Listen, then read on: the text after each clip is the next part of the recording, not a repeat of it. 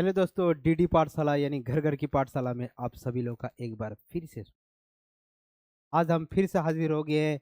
विषय क्या है इस बार? विषय है पॉलिटिकल साइंस। ठीक है, कौन सा विषय? Political science. जो हमने पिछले क्लास में क्या क्या करवाया था?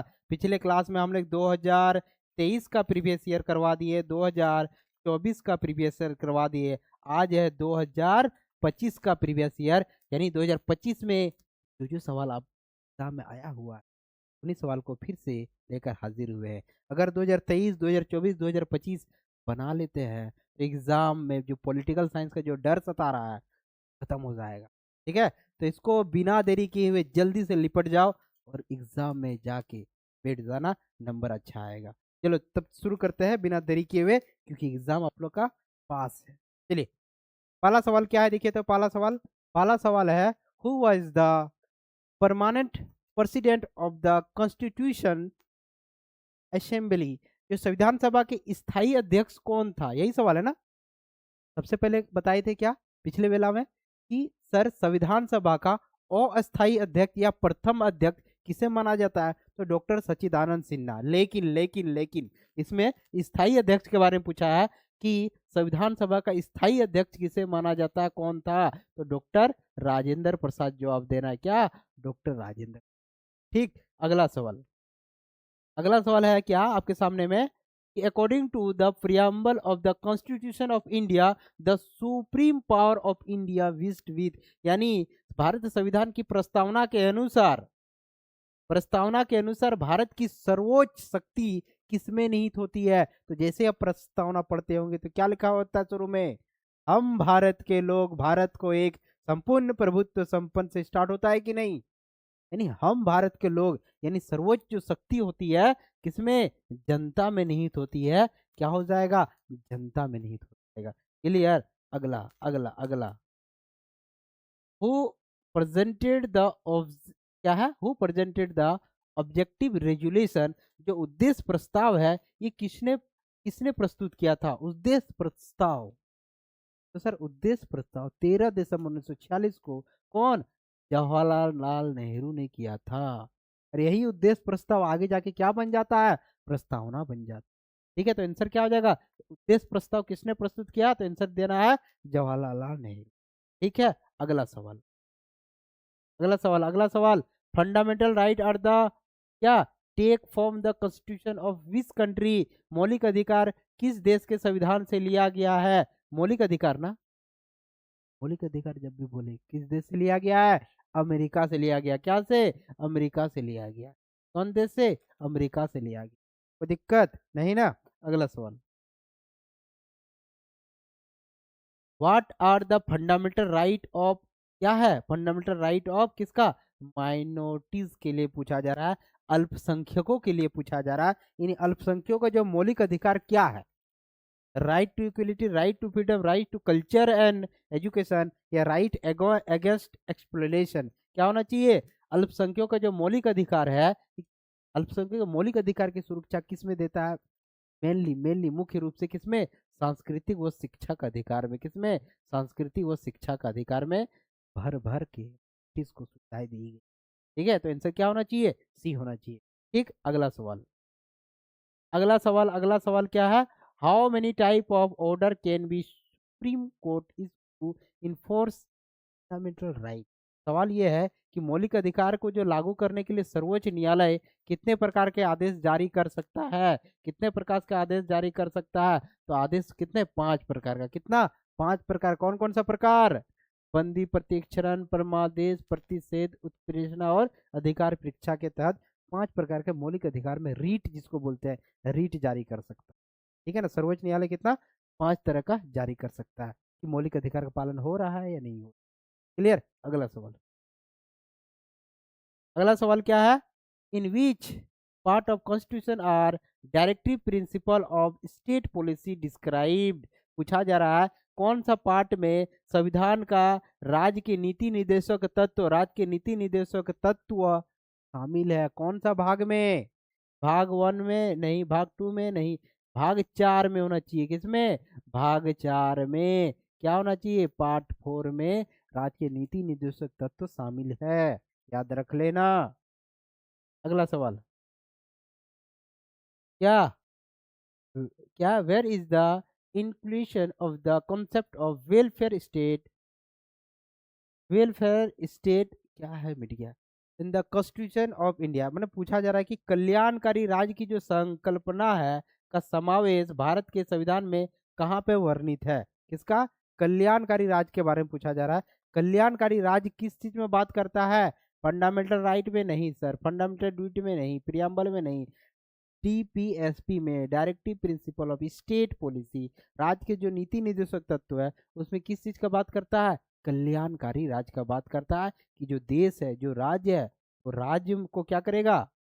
राज्य के नागरिकों को क्या कल्याणकारी सुविधाएं प्रदान करेगा, जैसे लोगों को काम का अधिकार देगा, लोगों को रोजगार देने का, महिला सशक्तिकरण का बात करेगा, तरह तरह की योजना लाएगा, है ना। तो राज्य कल्याणकारी की संकल्पना किसमें समाहित है? राज्य के नीति निर्देशक तत्व में समाहित है। आंसर क्या हो जाएगा? डी। अगला सवाल, किस संविधान संशोधन द्वारा भारत में मताधिकार की जो आयु है 21 साल से घटाकर 18 साल कर दिया है। पहले वोट 21 साल में होता था, अब वोट कितने साल में देता है? युवा कितने साल में देता है? 18 साल में। तो ये कौन सा संविधान संशोधन द्वारा 21 साल से घटाकर 18 साल कर दिया? तो 61। कितना? 61 याद रख लेना। कौन सा? 61। क्लियर। अब आगे आ जाओ, आगे आ जाओ। आगे सवाल क्या है? Who has the power of remove the chief election commission of India. Bharat का मुख्य निर्वाचन आयुक्त को हटाने की शक्ति किसे प्राप्त है? मुख्य क्या है? मुख्य निर्वाचन आयुक्त है, इसको हटाने का शक्ति किसके पास है? तो किसके पास होना चाहिए? किसके पास होना चाहिए? आंसर में क्या होगा? सर में हो जाएगा कि सर राष्ट्रपति के पास। किसके पास? राष्ट्रपति के पास मुख्य निर्वाचन आयुक्त को हटाने की शक्ति है। लेकिन इसकी सारी प्रक्रिया कहाँ चलेगी? संसद में चलेगी। ठीक है, आंसर हो जाएगा ए। अगला सवाल, अगला सवाल क्या है? What kind of right is the right to vote. Vote देने का जो अधिकार है किस प्रकार का अधिकार है? वोट देने का अधिकार किस प्रकार का अधिकार है? तो आंसर क्या हो जाएगा? पॉलिटिकल राइट्स है। कैसा है? राजनीतिक अधिकार है। कैसा है? राजनीतिक अधिकार। वोट देने का जो अधिकार है कैसा अधिकार है? राजनीतिक अधिकार है। हाँ। Who appointed the chief minister of the state. जो राज्य का जो मुख्यमंत्री होता है उसको कौन नियुक्त करता है? राज्य का जो मुख्यमंत्री होता है उसको कौन? राज्यपाल। कौन करेगा? वहाँ का जो गवर्नर होगा वही मुख्यमंत्री को क्या करेगा? अपॉइंट करेगा, नियुक्त करेगा। ठीक है, तो याद रख लेना क्या? राज्यपाल। ठीक, कोई दिक्कत नहीं होना चाहिए। अगला सवाल पढ़ो, राष्ट्रपति पद के लिए न्यूनतम निर्धारित आयु क्या है? राष्ट्रपति बनने के लिए कम से कम कितना एज होना चाहिए? राष्ट्रपति बनने के लिए कम से कम कितना एज? 35 साल रखा गया। कितना? 35 साल रखा गया, 35 ईयर्स रखा। ठीक है, ये बड़े। अगर लोकसभा के बारे में पूछे, लोकसभा के सदस्य बनने के लिए कितना न्यूनतम आयु चाहिए, तो क्या करना है? 25 साल। ठीक, आगे, where is the high court located in Jharkhand. Jharkhand में जो उच्च न्यायालय है वो कहाँ पर है? झारखंड का उच्च न्यायालय कहाँ है? कहाँ है? पलामू, सिमडेगा, कहाँ है? बोलिएगा सर रांची में है ना। कहाँ पे? रांची में। बच्चा वाला सवाल है। अगला सवाल, अगला सवाल क्या है? अनुपातिक प्रतिनिधित्व एक सकल हस्तांतरण मत प्रणाली का प्रतिपादन किसने किया? पिछले क्लास में भी ये बताया। किसने किया? थॉमस हेयर ने। किसने? थॉमस हेयर ने। बी हो जाएगा इसका। अगला सवाल देख लो, who become the first women. क्या है? Women president of India. Bharat में सबसे पहले राष्ट्रपति कौन बना? महिला राष्ट्रपति हमें तो बनेगा कौन? प्रतिभा देवी सिंह पाटिल। कौन हो जाएगा? प्रतिभा देवी सिंह पाटिल। यही ना था? क्या जो जल्दी जल्दी खत्म करो। राज्यसभा में निर्वाचित सदस्यों की अधिकतम संख्या कितनी हो सकती है? देखो राज्यसभा में ना, राज्यसभा का क्या स्ट्रक्चर होता है याद रखो। तो राज्यसभा में 250 सीट मैक्सिमम बैठ सकता है। कितना? 250 सदस्य आ सकता है। लेकिन अभी वर्तमान में कितना है? तो अभी वर्तमान में 245 गो ही आदमी वहां पे सदस्य वहां पे बैठा हुआ है। याद रखना, 250 में 238 का क्या होता है? इलेक्शन होता है। और 12 क्या करता है? 12 जो राष्ट्रपति होती है वो क्या करती है, मनोनीत करती है। तो 238 प्लस 12 12 कितना हो जाएगा, 250 हो जाएगा, ठीक है ना। लेकिन वर्तमान में कितना है, 245 है, यानी 233 का इलेक्शन हुआ है, इलेक्टेड गया है, और 12 गो क्या हुआ है, 12 गो राष्ट्रपति मनोनीत किया है। तो 233 प्लस 12 कितना हो जाएगा, 245 हो जाएगा। सवाल क्या है, राज्यसभा में निर्वाचित सदस्य की अधिकतम संख्या कितनी हो सकती है, अधिकतम 238 हो सकती है। कितना हो सकती है, 238 हो सकती है। ठीक, आ जाओ आगे। क्या है, भारतीय संघात्मक व्यवस्था में अवशिष्ट शक्ति किसके पास है। भारतीय जो संघात्मक शक्ति है, जो अवशिष्ट शक्ति पूछ रहा है किसके पास है, तो किसके पास, संसद के पास होगा। किसके पास, संसद के पास होगा। ठीक है, आगे आ जाओ। सरकरिया आयोग जो है किस क्षेत्र से सुधार से संबंधित है। सरकरिया आयोग के बारे में पूछ रहा है।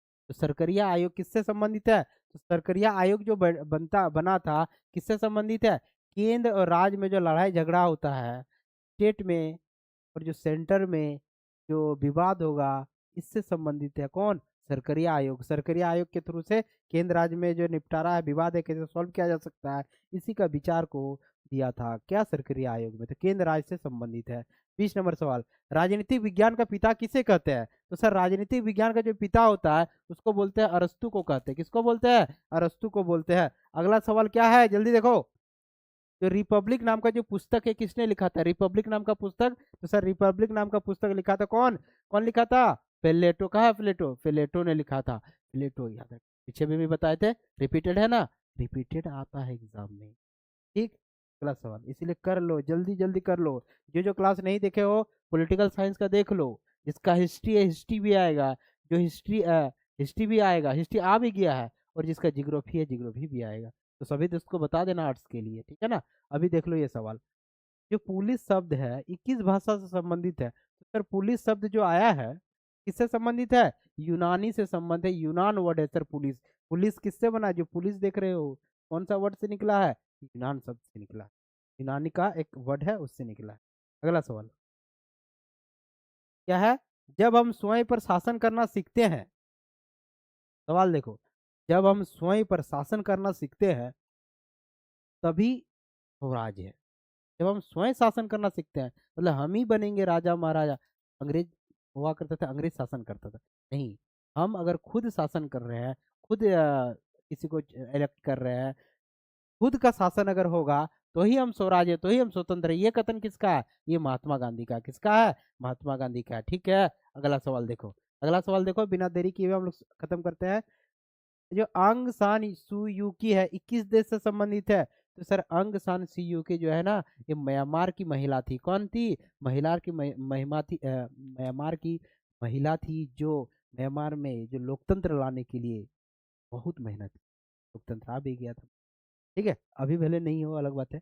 म्यांमार में क्या है, आंग सान सू के म्यांमार से संबंधित है, जिसको नोबेल पुरस्कार भी मिला है। अगला सवाल, शासन का समर्थन या विरोध करना किस प्रकार का स्वतंत्रता है।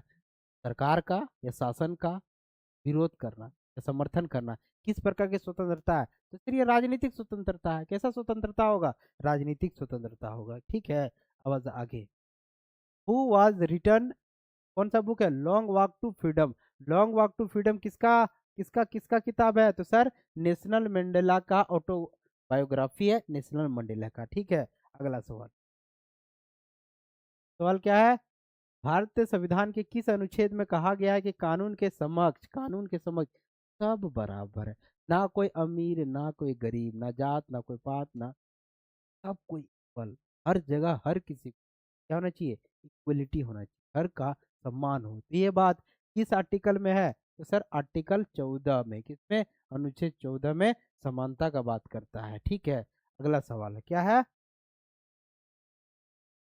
हाँ, जस्टिस शब्द का उत्पत्ति किस भाषा से हुई, जस्टिस।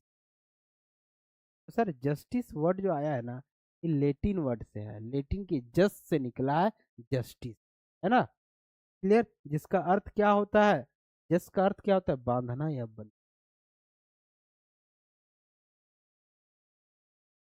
निर्धनता निवारण किस प्रकार के न्याय का एक अंश है। निर्धनता जो निवारण है किस प्रकार का न्याय का एक अंश है? पॉवर्टी एलिवेशन किस प्रकार का न्याय का एक अर्थ है? प्रकृति न्याय नहीं सर, राजनीतिक न्याय नहीं सर, आर्थिक न्याय से बात करता है, इकोनॉमिक जस्टिस से बात करता है। पॉवर्टी एलिवेशन यानी आर्थिक रूप में क्या कर दो सर, मजबूत बना दो, गरीबी खत्म हो जाएगा। किससे संबंधित है? आर्थिक न्याय से संबंधित। अगला सवाल, या थ्योरी ऑफ जस्टिस पुस्तक किसने लिखा? अ थ्योरी ऑफ जस्टिस पुस्तक जो लिखा है उसका नाम क्या है? जॉन्स रॉल है। कौन है? John Rawls. याद रख लेना, 4-5 किताब जरूर याद रख लेना, एग्जाम में आएगा। कितना याद करना? 2023, 2024, 2025 में जितना भी एमसीक्यू कराया, तो जितना जितना बुक्स के बारे में लिखा है सारा राइटर को याद। ठीक, अब 31 नंबर सोल्व करो। Who was justice is equality because all except without logic. देखो किसने कहा कि न्याय समानता है और इसे बिना किसी तर्क के सब कोई इसे स्वीकार करता है। किसने कहा था ये बात? तो जॉन्स रॉल ने कहा था। किसने? जॉन्स रॉल में कहा था कि न्याय क्या है? एक समानता है और इसे न्याय जो है हर कोई बिना किसी तर्क का स्वीकार, है ना। तो किसने बात किया था? John Rawls. अगला सवाल, कार्य करने का जो अधिकार है किस प्रकार का अधिकार है? जो काम करने का अधिकार है सर, ये आर्थिक अधिकार है। कौन सा अधिकार है? आर्थिक अधिकार है, कार्य करने का अधिकार। ठीक है, अगला सवाल, अधिकार की रक्षा के लिए सबसे महत्वपूर्ण तत्व क्या है? तो सर अधिकार की रक्षा करने के लिए सबसे जो महत्वपूर्ण तत्व है, अधिकार की रक्षा करने के लिए सबसे महत्वपूर्ण तत्व क्या है? स्वतंत्र और निष्पक्ष न्यायपालिका होनी चाहिए। मेरी अधिकार की स्वतंत्रता, अधिकार की सुरक्षा हो जाएगी। क्या होना चाहिए? स्वतंत्र और निष्पक्ष न्यायपालिका। क्लियर। अगला सवाल, किस वर्ष में भारतीय संविधान की प्रस्तावना में पंथ निरपेक्ष शब्द को जोड़ा था? पंथ निरपेक्ष शब्द को, सेकुलरिज्म को जोड़ा था तो 42वां संविधान संशोधन 1946 में, 76 में। कितना? 76 में किसको जोड़ा था? पंथ निरपेक्ष शब्द को। ठीक, अगला सवाल क्या है? सबसे पहले किस देश ने महिला को मताधिकार दिया? पिछले क्लास में बताया था, किसमें? न्यूजीलैंड ने। कितने? न्यूजीलैंड ने। अगला सवाल क्या है?